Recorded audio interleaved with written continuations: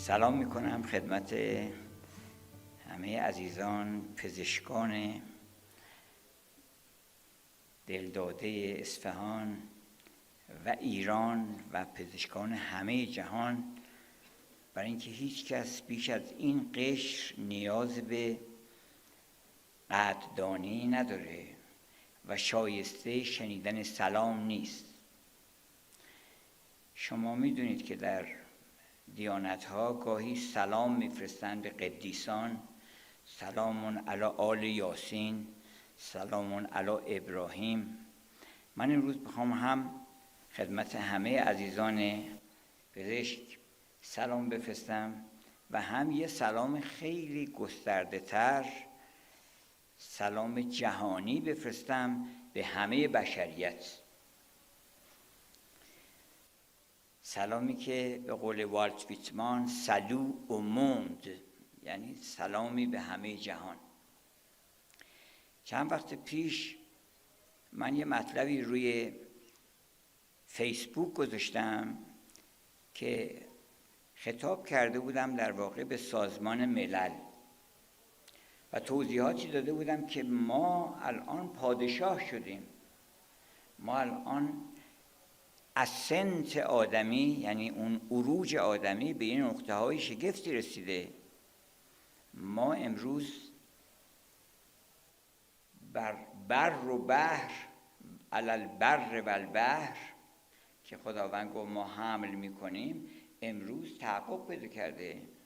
امروز ما یک گوشمون به آمریکا، یک گوش به استرالیا صحبت میکنیم، عزیزانمون میبینیم. ما امروز همه چیز که شاهان عالم در آرزوش بودن داریم الحمدلله.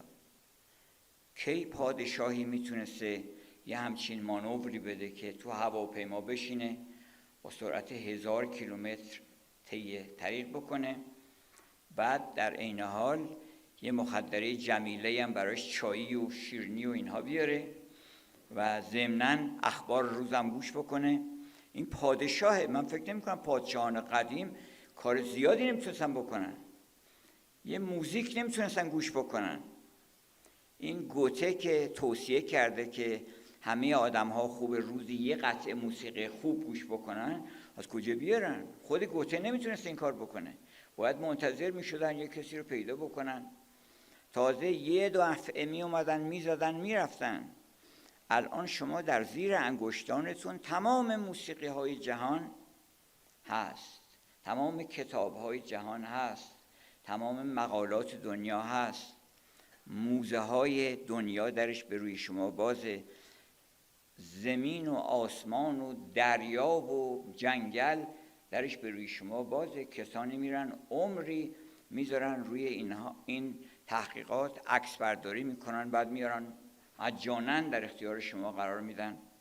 و اینها نوشتم که اینها نشانه پادشاهی. ما الان به پادشاهی رسیدیم و بنابراین باید یه تبریکی به خودمون بگیم.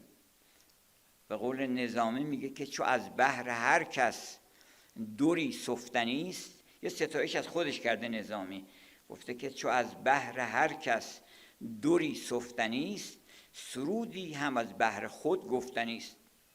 منم سرو پیرای باغ سخن، به خدمت کمر بسته چون سروبن. فلکوار دور از فسوس همه، دست فلک به من نمیرسه.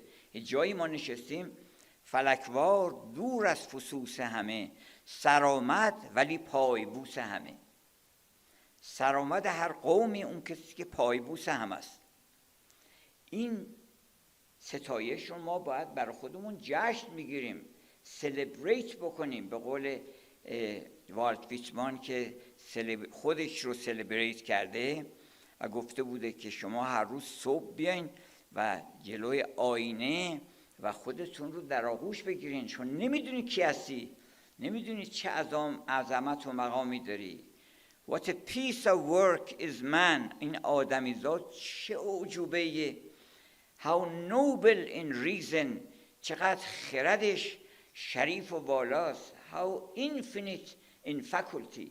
شکسپیر گفته چقدر در قدرت و توانایی و استعدادها نامتناهیه. How like a God in comprehension, how like an angel in action. چطور یه همچین موجودی رو شما بهش توجه نمی‌کنید؟ بیایید گفتش که celebrate yourself. مولانا میگه که بوسه بده خویش را ای صنم سیمتن. بوسه بده خویش را ای صنم سیمتن. ای به خطا تو مجو خویشتن در ختن. تو خیال میکنی در ختن هستی، در که در خطا هستی. ما در ختن نیستیم. ختن یعنی عالم زمان و مکان و اینا. ما بیرون از اینا هستیم. شما وقتی نشستی اونجا اصلا یادتون نیست که جسمی دارین، مکان چیه، زمان چیه. وقتی آدم در مصاحبت هنر قرار میگیره، هنرها خاصیتشون اینه که آدم اول از زمان بیرون میبرن، میاد بیرون. شما میرید توی کلیسایی، این کلیسا میگیره شما رو. شما فکر کنید یه مرتبه میبینید اشک از چشماتون جاری شده و نمیدونید اصلا کجا هستین. اینجا پاریس، لندن، آلمان. از زمان بیرون میبره شما رو. موسیقی شما رو از زمان بیرون میبره. ادبیات وقتی میگن مطرب عشق، اینجا زمانش کجاست؟ مطرب عشق عجب ساز و نوایی دارد، نقش هر پرده که زد راه به جایی دارد. شما همون لحظه دیگه از زمان بیرون میرین. این سقراط معاصر در فرانسه یک فیلسوفی است که تعبیر میکنن ازش به سقراط معاصر، که واقعا برای گفته بود در خیابان‌های پاریس شما خبر ندارین که یه سقراطی راه میره تو اون خیابون. آقای آلن بدیو از فیلسوفان و نویسندگان و ریاضیدانان طراز اول دنیاست. ایشون یک کتابی نوشته به نام عشق In Praise of Love، در ستایش عشق. و اونجا گفته که عشق چیه؟ عشق یه ایونته، ایونمان، یک ایونته، ولی ایونتی است که شما رو از ایونت بیرون میبره. خاصیتش اینه شما در زمان شما رو شکار میکنه ولی از زمان شما رو بیرون میبره. و من نوشتم که ما یه همچین مقامی پیدا کردیم. ما بایستی که امروز تنها هممون این باشه که نیروهای اهریمنی و نیروهای ناهماهنگ با تعالی انسان رو، اینها رو مهار بکنیم. و کار سازمان ملل امروز اینه که ما نکنه که این همه پیشرفت و این همه پرواز و این همه ذوق و این همه دستاوردی که اومده همه بره در دامن یک دیوی، در دامن یک غولی. بنابراین ما اگر بخوایم سلام بکنیم، من یاد این سلامی که در ایام اتفاقا نزدیک هستیم به ایام محرم، که ایام محرم که میشه بعضی خب بالاخره یه شوری درشون پیدا میشه. یک شاعری بود به نام محرم بخارایی. بعد این یه شعری گفته بود، بعد تو مصرع دومش مونده بود که گفته بود دیوانه شود محرم در ماه محرم. بعد دیگه نتونست بود بقیه‌شو بگه، چیکار بکنه؟ محرم و محرم رو جور کرده اینا، ولی مصرع دومش جور نمی‌شد. اومد پیش ناصرالدین شاه، چون شاعر دربارم بود، گفتش که شعر رو من اینو گفتم که دیوانه شود محرم در ماه محرم. ناصرالدین شاه گفت بگو در ماه صفر هم 10 ماه دیگر هم. من دیوانه شدم در ماه محرم نیست، فقط در ماه صفر هم هست، 10 ماه دیگه هم هست. چه بهتر که ما هرچی که هستیم در تمام 12 ماه از سال چرا دیوانه نباشیم، چرا پر از شور نباشیم. السلام علیک که میگن با حضرت حسین یا وارث آدم. ما وارث آدم ماییم، ما وارث آدمیم. وارث ابراهیم خلیل الله، هر پیغمبری رو تو اون دعا به یه صفتی نام برن، عالم صفت الله، اون یکی خلیل الله. محی الدین هم همین کار کرده، اومده تمام انبیا رو یکی یکی آورده در وجود آدم ها. گفته که یوسف تویی، ادریس تویی، سلیمان تویی، شعیب تویی. اگر این کار داری میکنی اینجا در مقام شعیب بودن قرار گرفتی. اگر اون کاری میکنی اینجا در مقام، اگر یه خبر مهمی داری میخوای به مردم بدی، اسمت میشه نوح نبی الله. بنابراین محی الدین هم در کتاب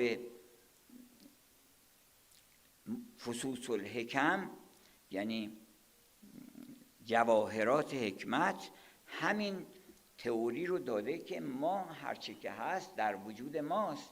فلک و ملک، زمین و آسمان، همه اینا در وجود ماست. و اگر یک کسی گفته بود که من اگر این دفعه کسی دیگه این شعر من از جمادی مردم و نامی شدم رو بخونه، من یقم رو چاک میکنم دیگه. چقدر این شعر میخونه؟ 100 دفعه خوندن، 1000 دفعه خوندن، ولی نمیدونه که این تمام زندگی ماست. من این به این صفت باید خودتو بشناسی که از جمادی مردم و نامی شدم، از نما مردم ز حیوان سر دادم، مردم از حیوانی و آدم شدم. از چه ترسم کی ز مردن کم شدم، بار دیگر حمله دیگر بمیرم از بشر، تا برآرم از ملائک بال و پر، بار دیگر از ملک پران شوم، آنچه اندر وهم ناید آن شوم، بار دیگر بایدم جستن ز جو، کل شیء هالک الا وجهه، پس عدم گردم، عدم چون ارغنون، گویدم که نا الیه راجعون. برای اینکه ارغنون یه سازی بوده که وقتی فوت میکردن از اون طرفش دور میزده و وقتی میومده بیرون خارج میشده صدا بیرون میومده. معروفه که یک رهبر ارکستر روشو کرده بود با یک از همین شیپورا که پیچ در پیچ هست، اینا گفت چرا نمیزنی؟ گفت زدم در نیومده هنوز. ما هنوز معلوم نیست که این آنچه که در ما دمیدن که خداوند گفت من دمیدم در او، این هنوز در بعض جا ظهور نکرده، صداش در میاد بعدن گفت فردا بشنوی این بانگ را. ما یه همچین مقامی پیدا کردیم و بهتره که هم خودمون، اگر سازمان ملل هم قدر نمیدونه و نمیاد یک همچین جشنی بگیره، ما چرا خودمون جشن نگیریم؟ من به تمام دانشجویان میگم هر روز جشن بگیرید، برای اینکه کی همچین زمانی وجود داشته که تو بتونی همه چیزایی که ارزشمنده، حالا ممکنه 4 تا ماشین پورشه به چه درد میخوره، به قول چیز که البته خوبه تحقیقات بکنن، ماشینای بهتر در بیارن، بنتلی در بیارن، همه اینا هست، ولی چیز مهمی نیست. برای مقام انسان عظمتش به این نیست. به قول سعدی میگه که اگر سوار خر نیستی برو خدا رو شکر کن که خر نیستی. و گفتش که بنی آدم، گفتش که سعدی که برو شکر کن گر زان که بر خر نی، که آخر بنی آدمی خر نی. آدمی زاد که آدمه دیگه نیازی به چیزی نداره، انقدر مقام داره آدمی زاد که من از تبار بنی آدمم. بنابراین این هیچ وقت این همه ارزش‌های متعالی که در 3 تا کلمه beauty, truth and good، زیبایی، دانایی و نیکویی که محور اصلی صحبت‌های ماست، هیچ وقت این همه ارزش‌ها یک جا به بشریت هدیه نشده. تمام زیبایی ها رو حراج کردن. شما میزنید اونجا هر زیبا رویی رو بخواین، هر زیبا شیء زیبایی رو بخواین ببینید، هر نقاشی زیبایی رو بخواین ببینید، اسمشو بزنید اونجا فورا میاد. جشن بگیرین. به دانشجویان گفتم شما الان هیچ وقت همچین چیزی نبوده. کاترین بزرگ که اون وقت میگن در روسیه کر و فری نداشته، کاری نمیتونسته بکنه، یه دوش نمیتونستن بگیرن اینا. ما الان بشریت ببینید چی کار کرده، به چه قدرتی رسیده، از نظر بهداشت، از نظر پزشکی، از نظر علمی، از نظر فنی، از نظر روابط انسانی، از نظر اینکه بتونه همه جا با هم صحبت بکنن، از جای اینکه همه رو بشونه کنار همدیگه در این ور دنیا اون ور دنیا با هم مذاکره بکنن، مصاحبه بکنن، کنفرانس بذارن. اینا کی همچین چیزی بوده؟ با یه دونه چیز موبایل شما تو جیبت در میاری. تمام این ارزش ها رو به ما دادن. بنابراین از جمله ما عالی ترین لذات متعالی higher quality pleasures در مقابل lower pleasures که مردم بیشتر عمرشون رو صرف اون میکنن و غافلن از اینکه این لذت ها اولا ارزش زیادی نداره. بر فرض که شما بردین، کارشناسان لذت نمره‌ای به این نمیدن. شما اگه به خبر بدی که من با 1000 حوری و پری هماغوش بودم، حالا بفرمایید صحبت امتیازی نمیدن. یک پسری رو باهاش مصاحبه میکردن در لندن که ایشون خودش گفته بود که من با 1000 مدل زیباروی انگلیسی و فرانسوی من نزدیک بودم و معاشقه کردم، ولی دچار دپرسیون بود هنوز. یعنی اون لذت ها که چیزی به شما نمیده. لذت اونیست که وقتی میاد دیگه نمیره. لذتی که همین نیومده هنوز اولا با 1000 دلهوره و ناراحتی بیاد، بعدا هم هنوز نیومده رخت میبنده. این چه لذتیه؟ ما باید یه کاری بکنیم. جوانها که از من میپرسن که ما چی کار بکنیم، چه نصیحتی شما؟ گفتم نصیحتش اینه که تا آخر عمرتون جوان باشین، پر از نشاط باشین، پر از شادی باشین، پر از لذت باشین. کی گفته که فقط جوانی زمان لذت؟ جوانی از من مثلا نمیفهمه چیکار بکنه. تازه آدم به قول برتراند راسل گفته من از 50 سالگی به بعد تازه فهمیدم لذت چیه بیشتر. تازه اون خودش از اولم تو لذت‌های متعالی بوده، ولی گفت من از 40-50 به بعد لذت رو حس کردم. کارشناسان لذت گفتن که بالاترین سطح لذت ریدینگه. مصاحبه کردن، تحقیقات کردن. اون کسانی که همه نه که آدمایی که بی عرضه بودن هیچ لذتی نبردن، اونا این حرفا رو نزدن. آدمایی که همه لذت‌ها رو بردن و برخوردار، مثلا گوته هم مقام اجتماعی داشته، هم مقام سیاسی داشته، هم مقام علمی داشته، هم ادیب بوده، هم شاعر بوده، محبوب همه مردم بوده، دعوتش میکردن، هم خوش قیافه و خوش تیپ و همه لذت‌هایی که ممکنه کسی بخواد ببره برده بوده. ولی وقتی گفتن که شما بالاترین لذتتون در دنیا چی بوده، گفته که من خوندن نمایشنامه شاکونتالا، خوندن دیوان حافظ، این بیشترین لذت رو من داده. و این خیلی عجیبه. ما باید یه توجهی بکنیم به این که پس معلومش یه لذت‌هایی هست که تمام اون لذت‌ها رو در می‌نورده. کارشناس داره عالم. یه وقتی من گفتم کارشناس اقتصادی، خداوند خودش کارشناس اقتصادی اعلام کرده در سوره والعصر که والعصر ان الانسان لفی خسر، همتون زیان میکنین. تمام کورپوریشن ها، تمام بیزینسمن ها، تمام اینا رو جمع کرده، مثل که داره اعلام میکنه. به نظر من اینقدر این آیه اقتدار داره که آدم میتونه فکر بکنه به تمام دنیا داره میگه که والعصر ان الانسان لفی خسر. حتما بدونید چه تأکیدی گذاشته. ان لا فی خسر، نوع کلمات همش حکایت از این میکنه. حتما بدونید که همینطوره ولا غیر، که شما ضرر میکنین همتون. الا الذین آمنوا و عملوا الصالحات و تواصوا بالحق و تواصوا بالصبر. مگر اونها که کار خوب بکنن، مگر اونهایی که یکدیگر رو به حق پرستی و حق گویی و حق جویی دعوت بکنن، مگر اونهایی که همدیگر رو به پایداری و شکیبایی و صبر و پیگیری در کارها دعوت بکنن. و همینطور در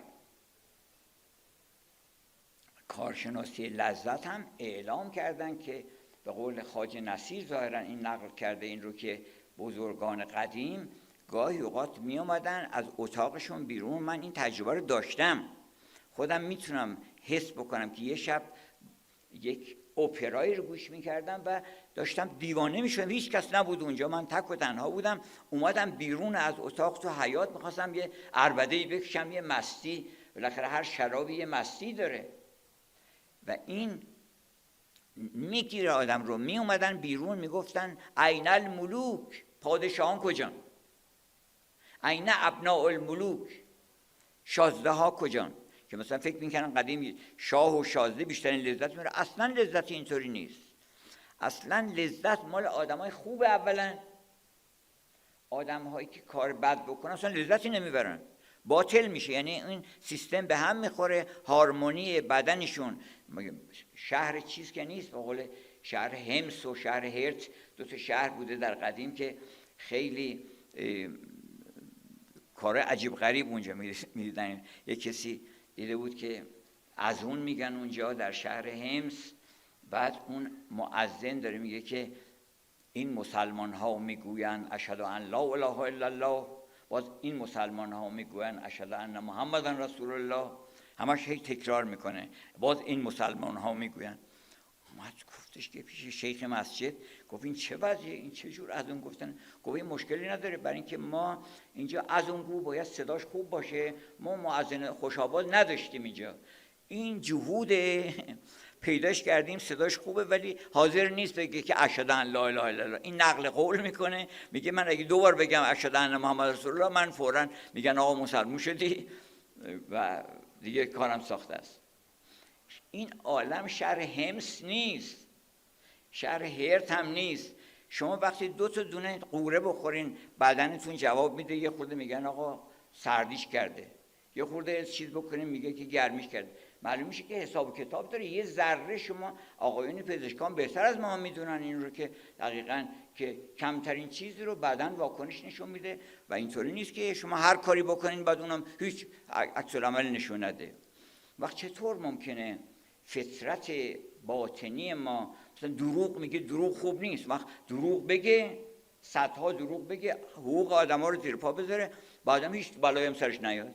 آخه چطور ممکنه همچین تصوری کردی تو که فکر میکنی که ما اگر هر کاری بکنیم که اینا برخلاف فطرت، اگه برخلاف فطرت بود پنهان نمی‌کردی؟ آدم‌ها هر کسی کار بد میکنه پنهان میکنه، میگه من نکردم. شما آقا ظلم کردین، من ظلم نکردم. شما دروغ گفتین، من دروغ نگفتم. شما حسودین، من حسد چه حسادتی کردم؟ هیچ کس قبول نمیکنه، معلوم میشه بده. وقتی قبول میکنه بده یعنی فطرت من اعلام کرده. شما علیه فطرتتون اومدین یک اعمالی انجام دادین و حالا میخواین خوش بگذرونین، فکر میکنین که این نظام به هم نمیخوره، حتما به هم میخوره. آدمی که از راه مستقیم، به قول برتراند راسل، حالا من از راسل مثال میزنم برای اینکه آدم مذهبی نبوده که بگن این مثلا از شهر مذهبی روم داره میاد، گفته که اگر آنستی نداشته باشین، آنست نباشی، راست و درست نباشی و صداقت نداشته باشی و کار درست نکنی، یعنی بپرسی از خودت که من این نعمت‌ها رو که به من میدن، من چه کاری دارم میکنم برای مردم؟ آیا کار خوبی میکنم یا نمیکنم؟ میگه گفتم پزشکان سرفرازن واقعا برای اینکه بهترین جواب میتونن بدن آقا من دارم این کارو میکنم. ولی چه بسیار آدم‌ها که حتی نمیتونن شغلشون رو ذکر بکنن که من چه کاری دارم میکنم. یه میگن مثلا آقا شما شغلت چی؟ میگه یه کاری داریم میکنیم علل حساب. چرا؟ برای اینکه روش نمیشه بگه. آدم اگر نتونه حساب خودش رو عرضه بکنه برای خودش لذت دیگه نمیتونه ببره. برای لذات متعالی خیلی حساسترن نسبت به لذات جسمانی که شما یه خورده سردیتون بکنه، یه خورده گرمیتون بکنه، یه خورده زرداب حرکت کرده باشه، لذت دیگه نمیتونین ببرین. لذات متعالی چندین خاصیت داره که لذات روزمره نداره. خور و خواب و خشم و شهوت شغب است و جهل و ظلمت که سعدی گفته، به خاطر این است که اینا شغب و جهالت و نادانیه. شما اگر لذات متعالی رو که در 3 کلمه زیبایی، دانایی، نیکویی، که من بازم گفتم برای دوستان که در شهر فرانکفورت که اونجا گوته به دنیا اومده، یه میدانی هست اونجا، دیدم بالا سر یه ساختمون نوشته که دم وارن شونن گوتن. این 3 کلمه است که آلمان کرده، فرانسه رو فرانسه کرده. زیبایی، دانایی، نیکویی. حرمت این 3 است که شهر رو پر از هنر میکنه، پر از زیبایی میکنه، پر از نظم و هماهنگی میکنه، پر از انجام وظیفه میکنه، انضباط میکنه. انضباط چون انقدر زیاده، میگن با یک چیز آلمانی مصاحبه میکردن، گفتن که به یه دزد آوردن مصاحبه میکردن باهاش، گفتش که شما اونجایی که ما گرفتیمت میتونستی از اون ور فرار کنی، چطور واسادی همونجا و نیومدی از این طرف فرار بکنی؟ گفت برای اینکه از رو چمن نمیشه رفت. یعنی اینجوریه. حالا ممکنه شوخی باشه ولی واقعا اینجوری هست. میگه درسته من میتونم فرار کنم ولی رو چمن نمیشه رفت. این نظام دلدادگی به قانون و پیروی از مبانی کلی حقوق بشر این هاست که به ما لذت میده. بنابراین لذات متعالی، حالا من چند تا خصوصیتشون ذکر بکنم. گفت از کرامات، از عیب می جمله بگفتی هنرش نیز بگو. عیب می جمله بگفتی هنرش نیز بگوی. نفی حکمت مکن از بهل دل عامی چند. ما میتونیم درست لذت، اولا لذت رو یه جوری توی فرهنگ ما از قدیم تو ذهن آوردن که لذت چیز خوبی نیست. لذت ببره بدهکار میشه. خوشت میاد لذت میاد. گاهی اوقات بعضی گفتن که اگر موسیقی مطرب باشه یعنی طرب ایجاد بکنه، خب طرب ایجاد نکنه که به درد نمیخوره که. گفتن که اگه طرب ایجاد بکنه این اشکال داره، ولی اگر طرب ایجاد نکنه و شما هیچ خوشت نیاد از اون، عیبی نداره، میتونید گوش بکنید. این داستان رو از من برای دوستان زیاد گفتم. هولاکو خان این به دست خواجه نصیر طوسی مسلمون شده بود. بعد اومده بودن در همدان، اونجا یک حمامی بود و مشتمالی بهش دادن و به اصطلاح خدمه حمام خیلی بهش رسیدگی کردن و آب زرشکی آوردن و اینا، خلاصه خیلی حظ کرده بوده. بعد میاد بیرون یهو نگران میشه که نکنه این عمل حرام باشه در اسلام، چون تازه اسم مسلمان شده بوده. میاد از خواجه نصیر میپرسه که این عمل اسمش چیه؟ گفتن این استحمام مشتمال نمیدونم از این چیزاست. اینا گفتش که این شرعاً اشکال نداره اینا در چیز. گفت نه این گفت عجیبه، برای اینکه من اولین بار است ببینم یه چیزی که آب خوش از گلو آدم پایین میره این اشکال نداره. اتفاقاً برعکس، لذت چراغ سبزه، یعنی برو جلو، مگر لذتی باشه که موجب رنج فراهم بکنه، موجب ناراحتی دیگری رو فراهم کنه. وقتی لذت رو شما بر اصول و مبانی خودش رفتی جلو، اون وقت بهترین برکات دنبال همینطور لذت در لذت ادامه پیدا میکنه، تا اینکه بخوای حقوق یه نفر رو زیر پا بذاری، بخوای پنهانی تجاوز بکنی اینها. بنابراین لذات متعالی، حالا یه چند موردش رو اگه ذکر بکنیم، اولش اینه که جمع نمیشه لذات مادی. شما همه عمر اگر استیک و فستروگانوف و نمیدونم فلان و بر این هتل و اونجا و در کانادا و موناکو و دبی اونجا در هتل های درجه اول غذا بخورین، هیچ چیز امتیازی بهتون داده نمیشه. لذتی وقتی میخوان یه دندون در پیدا بکنی، تمام لذت های گذشته جلوی هیچ چیزی رو نمیگیره. در صورتی که لذات معنوی، من 17-18 سالم بوده، 16 سالم بوده، کتابی 1 2 3 بی نهایت میخوندم. چه لذتی میبردم در اون زمان. همه الانم میتونم اون لذت با شما تقسیم بکنم، داستانش تعریف بکنم، صدها دانشجو رو براشون مثلا ممکنه مطالب اون کتاب رو بگم، تشویق بکنم که اون کتاب رو بخونن. لذات متعالی، شما اگر موسیقی گوش کرده باشین، اگر به هنر پرداخته باشین، اگر به خوشنویسی پرداخته باشین، اینها لذتش میمونه، فانی نمیشه. دوم اینکه لذت‌های متعالی رو میشه تقسیم کرد. لذات معمولی، لذات lower pleasures، اینا اولا چیز داره، رقیب داره، حسود داره. تا شما میای عاشق یکی بشی، یه نفر دیگه هم بهت میشه، منم هستم. اینا هیچی، دوئل باید بکنی. شما بخونید تاریخ دوئل رو در اروپا، چقدر آدما همدیگه رو کشتن که من اینی میخوام، منم همینی میخوام. ولی در عالم المعنا، شما وقتی که خانم امیلی دیکنسون رو انتخاب میکنید و میگید این خانم واقعا مصاحبتش لذت بخشه، من در حضور این خانم شبها میشینم صحبت میکنم، با این گفتگو میکنم، این اگر رفیقتونم اومد اونم دعوتش میکنین، همه دیگرم دعوت کنین، گرلفرندتون رو با همه تقسیم میکنین، بوی فرندتون رو با همه تقسیم میکنین. که من یه نفر آشنا شدم اخیراً، من خودم یادم هست یه مقاله خونده بودم، از شادی این مقاله به همه میگفتم اینا، که یه مقاله خوندم به نام A Cup of Humanity، یعنی یه فنجان آدمیت.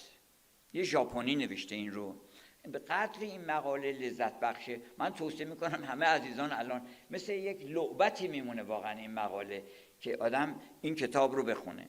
یا وقتی که یادم هست کتاب Perennial Philosophy برای اولین بار به دست من رسید، اصلا فکر نمی‌کردم که اروپایی‌ها تو این خط و تو این فکر باشن. دیدم آلدس هاکسلی یک کتابی نوشته به نام Perennial Philosophy.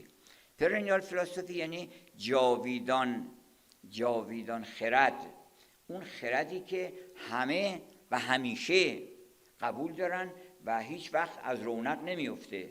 و این رو اول بار ایرانی‌ها کتاب جاویدان خرد نوشتن. جاویدان خرد یعنی اون خردی که فطرت ما و فطرت همه بشر اعلام میکنه. این کتاب ترجمه هم شده به زبان عربی، بعد از زبان عربی ترجمه شده به فارسی، اصلش پهلوی بوده، به نام جاویدان خرد. من این رو بعد فکر نمی‌کردم اروپایی هم دنبال همچین فکری باشن. بعد دیدم که بله، آقای هاکسلی یک کتابی نوشته به نام Perennial Philosophy. کتاب رو رفتم بالاخره پیداش کردم، از طریق آمازون اینا گرفتم.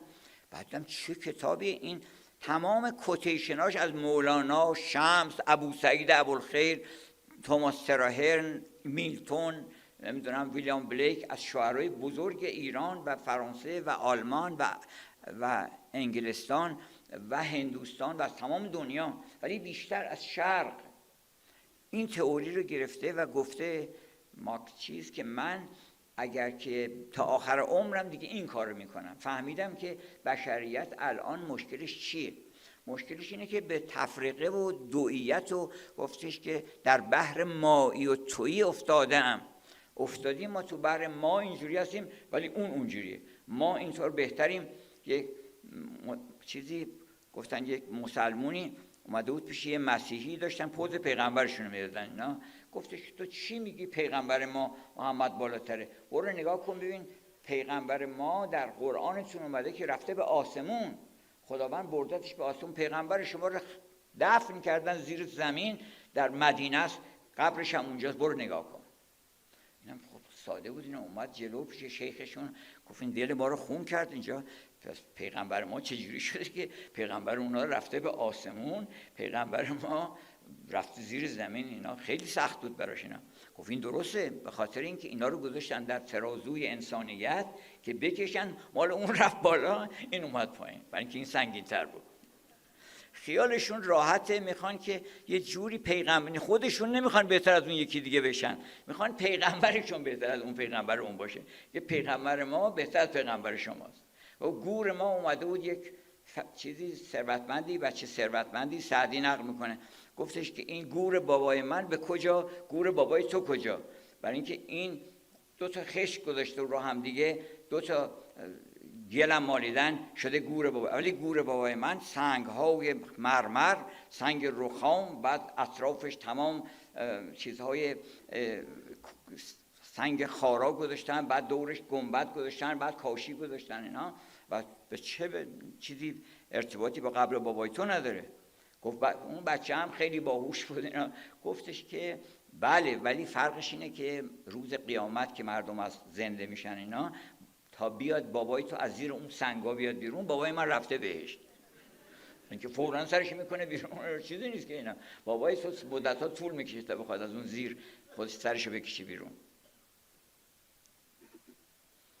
میخوان که پیغمبرشون بهتر از پیغمبر دیگه باشه. این فهمید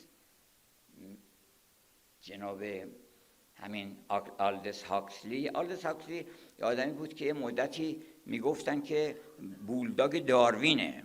بولداگ داروین کسی اگه یک کلمه علیه داروین، حالا یا این هاکسلی بوده یکی دیگه از همین هاکسلی‌ها، که یک کسی، الان هم آقای دوکینز توی چیز اینترنت اگه دقت بکنین اونجا شما یک کلمه بگین که داروین احتمال داره که اینجا فوراً شما رو میگه که این آدم رو میشه گفت بهش عقب افتاده، میشه گفت بهش که نادون، میشه بهش گفت فلان. اینا با بولداگ داروینه. این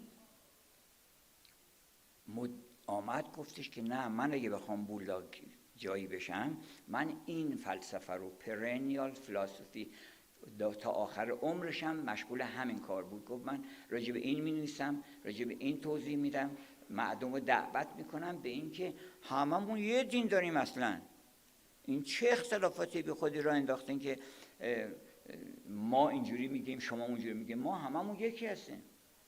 و اگه در قرآن نیومده که انا خلقناکم من ذکر و انثی و جعلناکم شعوبا و قبایل، شعبه های مختلف هستین، قبایل گوناگون، فرقه های گوناگون، نژادهای گوناگون، ولی بلافاصله گفته که اینا برای چی؟ برای اینکه لتعارفوا، نه اینکه مثلا همدیگه رو بکشین و یکیتون بر همه غالب بشه. گفته برای این من شما رو اینجوری متفرق آفریدم که لتعارفوا، تو اونو بشناسی اون تو رو بشناسه. وقتی که تعارف کردین وقتا همتون رشد میکنید با هم دیگه. گفتن خب پس کی بهتر از همه است؟ ان اکرمکم عند الله اتقاکم. نگفته که اونایی که مسلمونن، اونایی که به این کتاب به اون کتاب، هیچ. ان اکرمکم عند الله اتقاکم. این حرف اساسی پرنیال فلسفیه و اینا یه عده متوجه شدن که پرنیال فلسفی الان دوای درد بشریته. و من حالا امروز فرصت زیادی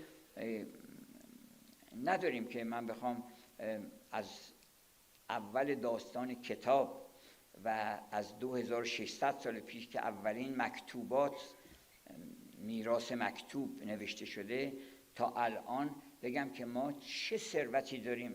اگر اینا رو فقط یه اشاره‌ای بهش بکنیم، واقعا آدم از شادی و وجد به رقص در بیاد. جای سزاواره که این کارو بکنه، برای اینکه ما وارث شکسپیر هستیم. 32 تا نمایشنامه درجه 1 گذاشته اونجا که شما میتونید. ما وارث آثار افلاطون هستیم. افلاطون یه حکیم دانای اسپریچوال که ارزش‌های متعالی رو برای اولی بار، زیبایی و دانایی رو، نیکویی رو طرح کرده، این کتاباشو برای ما به ارث گذاشته. ما وارث دانته هستیم، ما وارث سعدی هستیم، ما وارث مولانا هستیم، وارث فردوسی. این کم نیست. فردوسی یک شاهنامه که جهان کردم از سخن چون بهشت، از این بیش تخم سخن کس نکشت. واقعا اروپایی هم قبول دارن. این منقد معروف فرانسوی در قرن 19 معاصر با ویکتور هوگو اینا گفته که شما اگه میخواین که چیز بکنین، اگه میخواین یه خورده ادعاتون کم میشه، به نویسندگان غربی و به شاعرای غربی در قرن 19 چون قرن 19 قرن شکوفایی ادبیات غرب و اروپا بوده، گفت اگه میخواین یه خورده ادعاتون کم میشه برین شاهنامه بخونین. عظمتی داره این کتاب. و ما خیلی ها هستن باید 1000 جون بکنن تا این زبان یاد بگیرن، بتونن به زبان اصلی بخونن. در سوئد، من در نروژ یه آقایی رو دیدم گفتش که من دارم دیوان حافظ رو حفظ میکنم. گفت من رفتم فارسی یاد گرفتم فقط به خاطر اینکه بتونم دیوان حافظ رو بخونم و الان 2/3 دیوان حافظ رو حفظمه، دارم 1/3 آخرش رو کار میکنم. هرچی هم ازش میگفتی یه شعر حافظ میخون. گفتم شما میل دارین که بیان شیراز یک به اصطلاح سر قبر مزار حافظ اینو؟ گفت دگر ز منزل جانان سفر مکن درویش، که سیر معنوی و کنج خانقاهت بس. هرچی میپرسیدیم یه شعری از حافظ جواب میداد.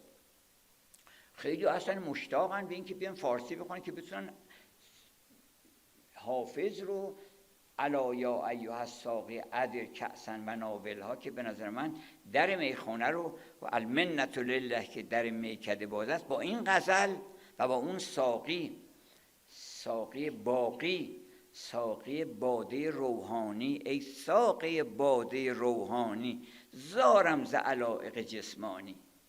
یک جرعه ز عالم نورم بخش، یک جرعه ز جام طهورم بخش، که سر فکنم به 100 آسانی، این کهنه لحاف هیولانی. من بتونم این کهنه لحاف از سرم بندازم پایین، اون شراب آدمو مست میکنه، اون که کاری نیست. حالا اونم میخوام بخورم، ولی اون اصلا مقامی نداره که کاری نمیکنه، نه قصه رو از بین میبره.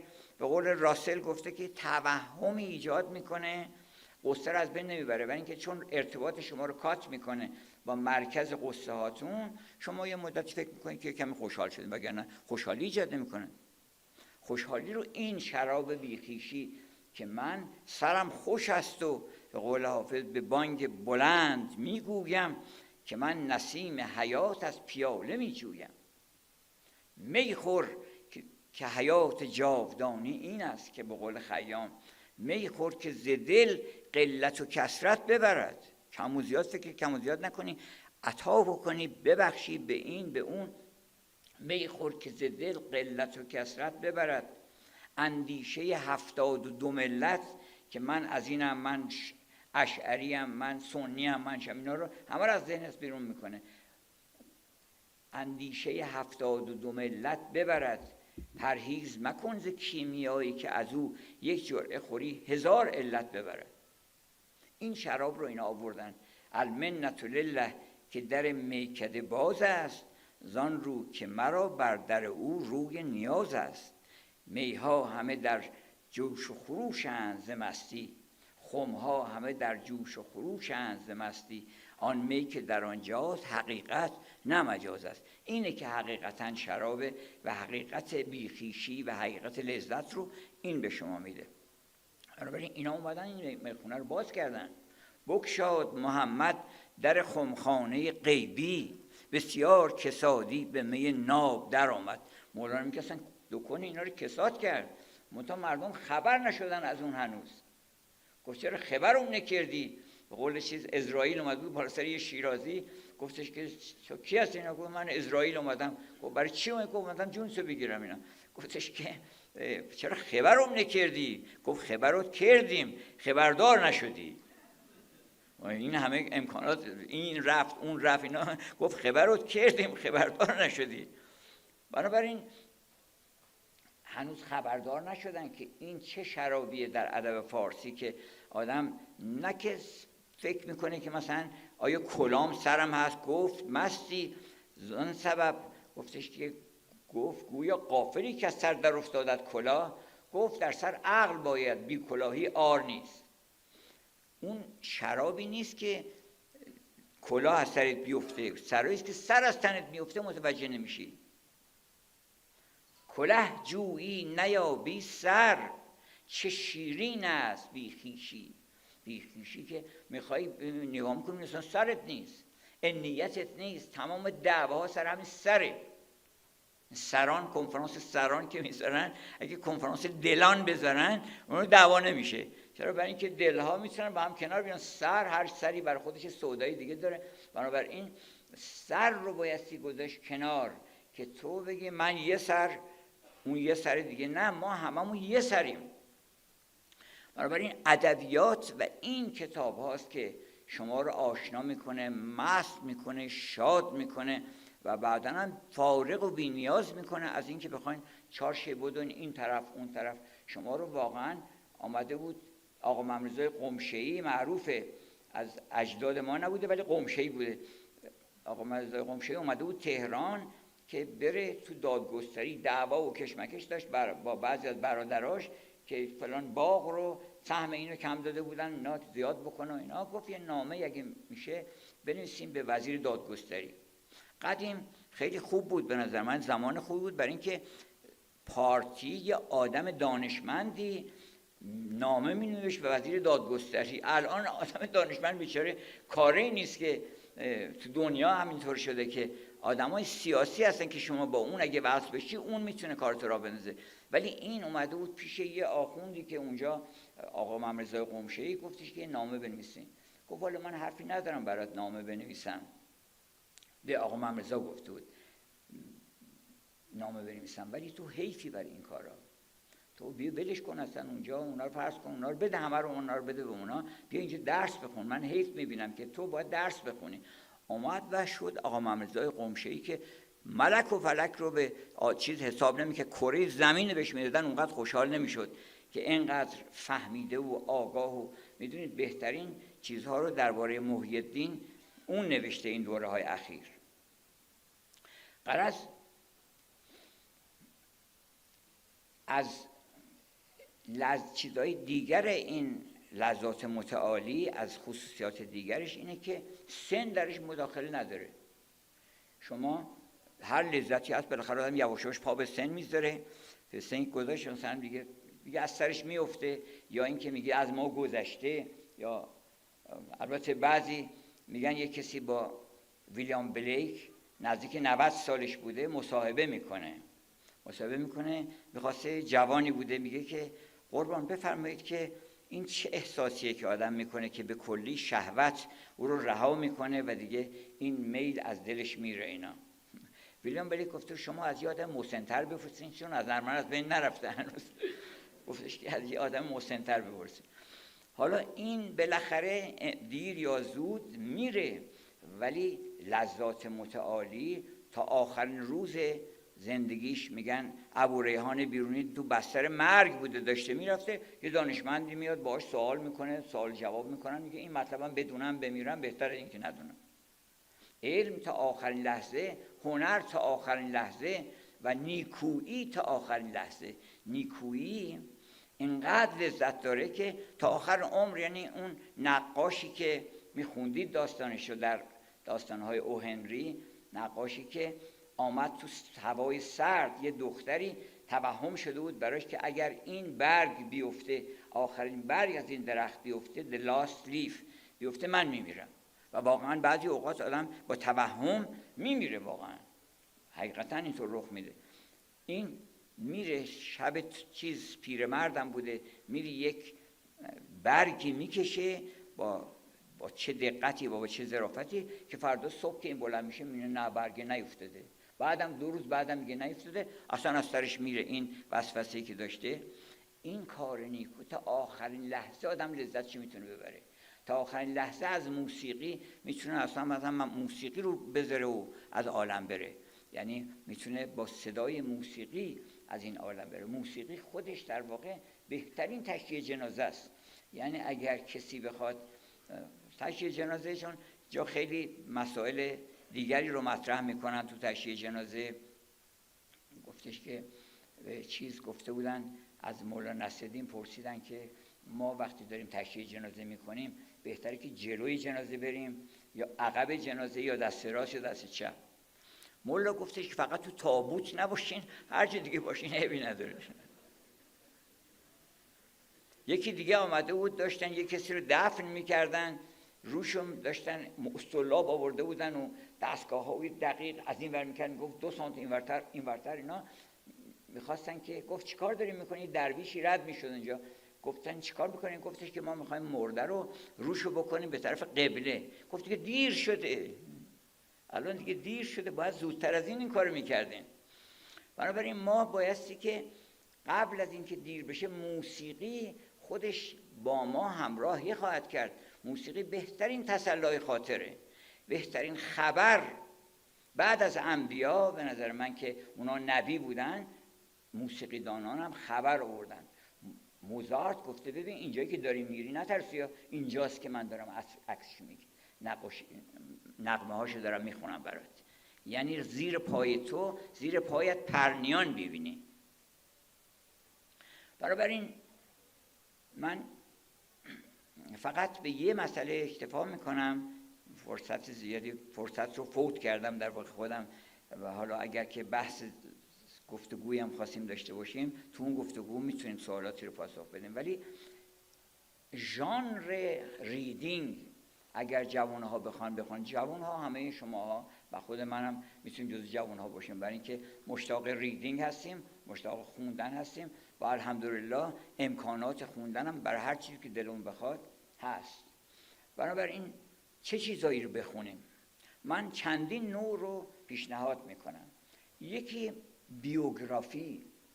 مردم غافلن از اینکه چقدر برکت داره که آدم بیوگرافی یه نفر بخونه. یعنی 60 سال، 70 سال، 80 سال عمر اون آدم رو شما تجربه میکنید. یعنی یه آدم صادقی هم هست، میشناسینش، چون بیوگرافی های خوب در دنیا معدودن. شما اون بیوگرافی های خوب رو، مثلا مثل بیوگرافی بنجامین فرانکلین، بیوگرافی جورج واشنگتن، بیوگرافی فرض کنید که چلینی، بیوگرافی برتراند راسل همین دوره اخیر 700 صفحه مطلب نوشته که من از بچگی شروع کرده توضیح دادن. آدم صادقی هم بوده، حالا ایمان داشته یا نداشته، ایمان به خوبی داشته، به زیبایی داشته، به نیکویی داشته. ولی اگر که یه اختلافاتی با کشیش‌ها داشتن، برای اینکه اونا نمیفهمیدن این چی میگه، اومده بودن هی دائما بند کرده بودن به برتراند راسل که شما بین آخر عمری توبه بکنید. به دست کی توبه کنم؟ به دست تو که هیچ چیزی نداری، با هر کسی زد و بند میکنی، از هر راهی داری زندگی میکنی، از هر راهی داری میخوری. من یکی از اون مقالاتی که بازم الان توصیه میکنم دوستان بخونم، مال آلبر کامو، یه مقاله نوشته که 4 صفحه بیشتر نیست، ولی ببینید چقدر حرف خوب توش هست. این مقاله 4 صفحه‌ای اومده توی مجلسی سخنرانی کرده. موضوع سخنرانی چی بوده؟ موضوع سخنرانی این بوده که what a disbeliever expects from a believer. ما میخوایم ببینیم که آدمی که ایمان نداره از آدمی که ایمان داره چه انتظاراتی داره. خیلی جالب بوده. اینم میاد اونجا و اینا میخواستن یه خودی نشون بدن، بگن که ما آدمای لیبرالی هستیم، ما میگیم که هر کس که بیدینه بیاد بگه که انتظارش از ما چیه. ولی از قضا آلبر کامو میاد. آلبر کامو چنان آبروی میبره از همه کارهایی که کرده بودن. سال 1948 بوده و کارهایی که تو جنگ کرده بودن و جنایت‌ها و همکاری‌هایی که با گروه‌های مختلف کرده بودن، همه اینا رو فاش میکنه که من انتظارم این بود، 1 2 3 4 انتظارات من از شما اینه. الان هم اگر که در دنیا انتظار بزنن که یه بیدین از آدم دیندار چه انتظاراتی داره و یه آدم فهمیده‌ای بیاد حرف بزنه، بسیار خوبه.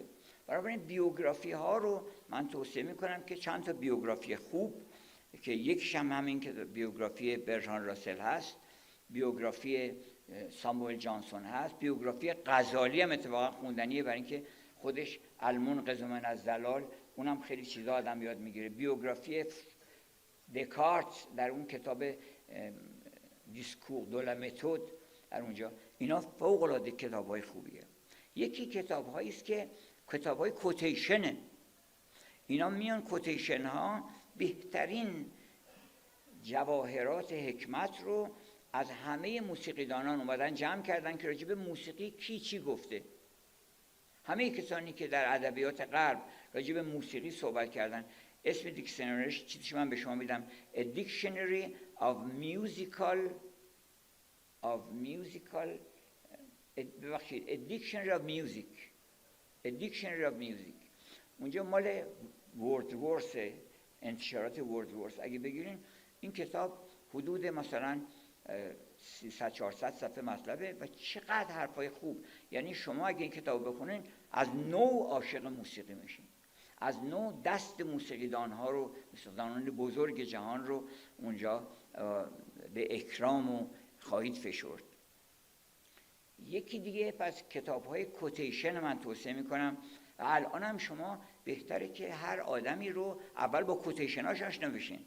مثلا لایبنیتس، شما نمیتونین وقت نمیکنین که چیز بکنین، لایبنیتس رو بخونین، هگل رو بخونین، اینو بخونین، اونو بخونین. من خودم دوستانی داشتیم در لندن، تو جلسات اینا هی صحبت میکردم و بعد میگفتم این کتابو بخونین، اون کتابو بخونین، هی کتاب میبردم اینا. بعد یه خانومی بود مسن نبود، گفت آقای دکتر شما که میدونی ما نمیخونیم این کتابا رو، اینا رو شما خودت بخون، خلاصه‌شو بر ما بگو. من همین کار از موقعی فکر کردم حرف بدی نیست. اومدم دیدم مثلا راجع به ادبیات فارسی، راجع به سعدی، راجع به حافظ، اینا خلاصه اون چی که گفته شده از راجع به قرآن مثلا خلاصه همه تفسیرها رو نگاه کردم و بعد گفتم که این حرفا رو من بر مبنای همون پرنیال فلسفی میتونم بزنم براتون. بنابراین خیلی خوبه که شما کوتیشن بخونید. شما اگر که 10 تا کوتیشن از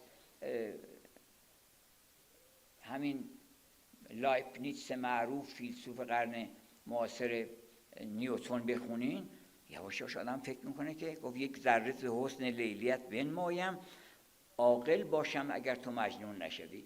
یکی دوتا که بخونین میبینین عجب. من خودم رو اینترنت داشتم چیز میخوندم، کوتیشن هایی میخوندم، بعد دیدم که یه آدمی هست که اگنیز دومیل کیه؟ اینا نمیشناختم اصلا اینا. بعد فهمیدم ایشون یکی از بزرگترین با چیزای رقص، استادان رقص، و چه حرفای نازنین زده بود برای اینکه تجربه کرده بود، خدمت کرده حدود 90 سال به رقص در ادبیات، در فرهنگ جهان خدمت کرده. یکی بنابراین کتاب‌های کوتیشن رو هرچی بیشتر جمع‌آوری بکنین، کوتیشن در زمینه‌های گوناگون. بنابراین اون کوتیشن ها شما رو علاقمند می‌کنه به اون کتاب‌ها. می‌فهمین که این کوتیشن در کدوم کتاب اومده. دیگه کتاب‌هایی که خاطرات آدم‌های معروف، یک کسی خاطرات خودش، یا اینکه اگه زنش هم نوشته باشه اونم خیلی خوندنی. مثلا فرض کنید چرچیل خانومش خاطرات خودش نوشته، اون کتاب اینقدر جالبه که شما ببینید این خانم که با چرچیل یا عمری زندگی کرده خیلی آدم شوخ طبعی بوده، ظریف گویی بوده و حتی میگن یه دفعه یه خانومی که باهاش دشمنی داشته میاد میگه آقای چرچیل، من اگر همسر شما بودم زهر در قهوه شما میریختم و شما رو هلاک میکردم. چرچیل هم خیلی آروم سیگارش رو برمی‌داره و میگه که خانم اگر من جای شوهر شما بودم، شوهری خانم مثل شما بودم، اون قهوه رو فوراً مینوشیدم و برای اطمینان خودم از برج چیزم مینداختم پایین. خیلی آدم شوخ طبعی بوده و هم شما ضمناً خیلی هم میفهمیده که ادبیات چقدر قیمت داره. یعنی ما اینو هنوز درک نکردیم که سعدی خوندن یه موهبتیه. هر شب یه تیکه آدم سعدی باید بخونه. چرچیل میگن صوبا که میخواسته اصلاح بکنه سر اصلاح که چون وقت نداشته 2 غزل شکسپیر رو یک خواننده‌ای از پیشکارانش براش میخونده. گفتن آقا تو که با زبان شکسپیر رو که صحبت نمیکنه این برای چی میخونی؟ گفت شما نمیدونید که شکسپیر چه اقتداری به آدم میده، هم از نظر فکر هم از نظر زبان. شما وقتی که زیاد سعدی میخونین، فردوسی بخونین، گفتش که فریدون فرخ فرشته نبود، به مشک و به عنبر سرشته نبود، به داد و دهش یافت این نیکویی، تو داد و دهش کن فریدون تویی. اینا رو آدم وقتی میخونه هوش از سرش میپره و بعد میفهمه که فصاحت کجاست، بلاغت کجاست.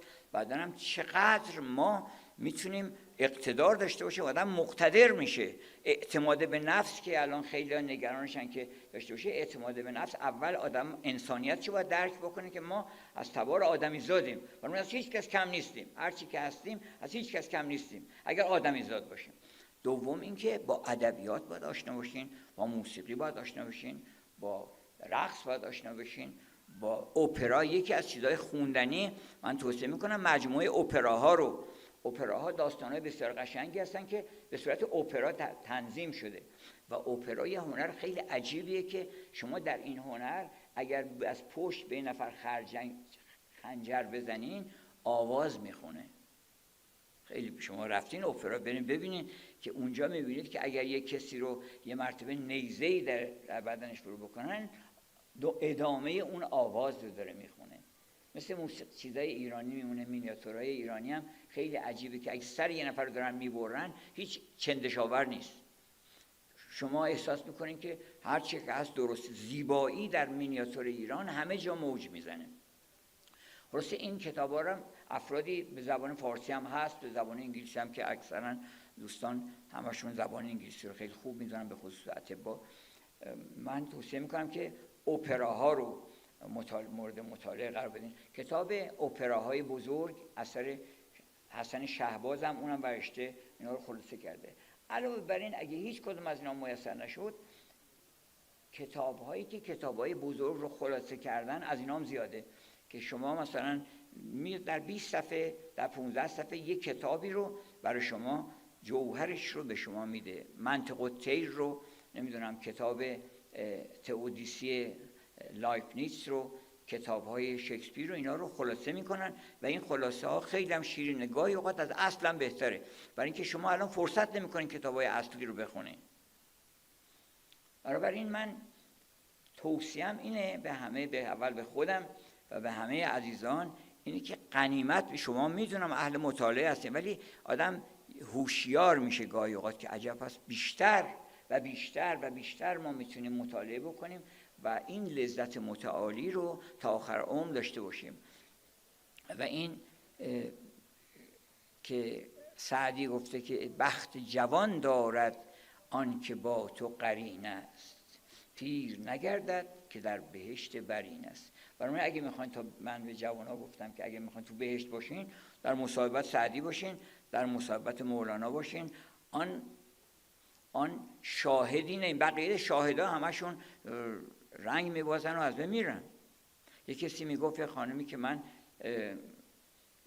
اخیراً میام هنرپیشه‌های معروف رو، مثلا اودری هپبورن، بعد میگم در سن 60 سالگی 70 سالگی، بعد میبینم یکی یکی اینا از فرم و زیبایی و اینا میره، ولی اون زیبایی از بین نمیره. یه زیبایی است که آدم تا آخر عمر میتونه داشته باشه و جوانی رو حفظ بکنه. من به همین مقدار اکتفا میکنم و یک جزوه‌ای دارم تهیه میکنم که در اون جزوه روی سایتمونم گذاشتم کتاب‌های درجه اول دنیا رو معرفی کردم، نه بر مبنای عقاید شخصی، بر مبنای عقاید جهانی، چون اکثرا آمار حتی گرفتن. کتاب‌هایی هست که از روی آمار گفته که اگر من میگم که سر والتر اسکات انگلیسی شخص بزرگیه، ببینید که چه چیزهایی دربارش گفته شده، چه آدم‌هایی آثار او رو داشتن میخوندن و چه تجلیل و تحسینی شده از این نوبلیست بزرگ انگلیسی. یا مثلا از والت ویتمان اگر ما داریم تعریف میکنیم، ببینید که چه آدم‌هایی دربارش گفته که آیا میدونید والت ویتمان با من چیکار کرد؟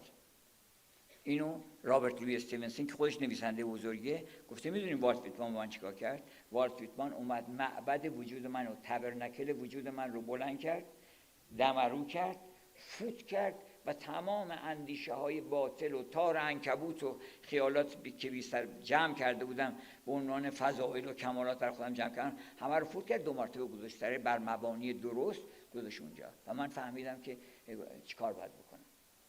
این چیز سر والتر اسکات اینقدر آدم عزیزی بوده که این خانم جین آستین که خودش نویسنده بزرگیه، ببینید چه تجلیلی ازش کرده. منتها تجلیل شوخی‌آمیز گفته که این آقای سر والتر اسکات نباید داستان بنویسد. ممکنه بگم آقا برای چی داستان؟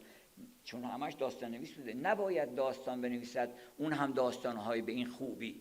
ایشون به اندازه کافی کتاب‌های دیگه‌اش فروش داره، این کار رو بذاره برای ما فقیر بیچاره‌ها که ما بتونیم 4 تا کتاب بنویسیم. ایشون نباید کتاب به این خوبی بنویسه. من تصمیم دارم که کتاب روبروی ایشون رو اگه بتونم نخونم.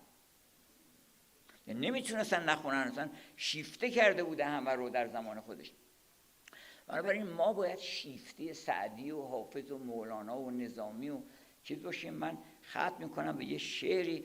ادبیات ما انقدر شیرینه، انقدر دوست داشتنیه که حالا من یه بیت چیز رو براتون میخونم که یه بحثی هست. میگن آیا اگر یه آبری از جایی داره رد میشه، درخت میوه باشه و این آبر میتونه آیا این از باغ مزد باشه بیرون و یک اناری سیبی چیزی رو بکنه و این حق الماره بهش میگن و این اختلاف نظر بین فقها و شیعه میگن اینطوره، اون میگه اونطوره. اینا حالا یه شاعر ببین چی گفته که مشکل شرعی ندارد بوسه بر لبهای تو، میوه چون بیرون زند از باغ حق آبر است. یعنی اینقدر با لطافت شما رو آشنا میکنه حتی با چیزهایی که ممکنه مسائلی باشه که ارتباط با دیانت آدم داشته باشه، ولی اینقدر شیرین بیان میکنه که حتی اون عالمم خودش حاضر این شعر رو بخونه و گوش بده. گفتش که عاشق بر رخ معشوق نگاهی بکند، ولی یکی از علما خونده بودن، نه چنانه از گمانم که گناهی بکند. اون یکی گفته بوده که عاشق گفته بود که ما به عاشق نه همین رخصت دیدار دهیم، بوسه را نیز دهم از که گاهی بکند. بعد اون عالم گفته بود که منتظر فتوای سومتون هستیم، فتوای سومتون رو توضیح بدید که چیه. در ادبیات شوخی، طنز، کنایه، دین، اخلاق، انسانیت، تمام اینها به شما هدیه میشه و بدون هیچ معونه‌ای، بدون هیچ زحمتی و دست شما رو باز میکنه که بتونید ثروتمند باشید، برای مردم صحبت کنید انشالله.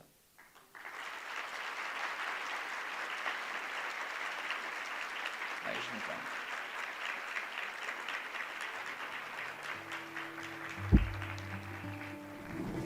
ببریم.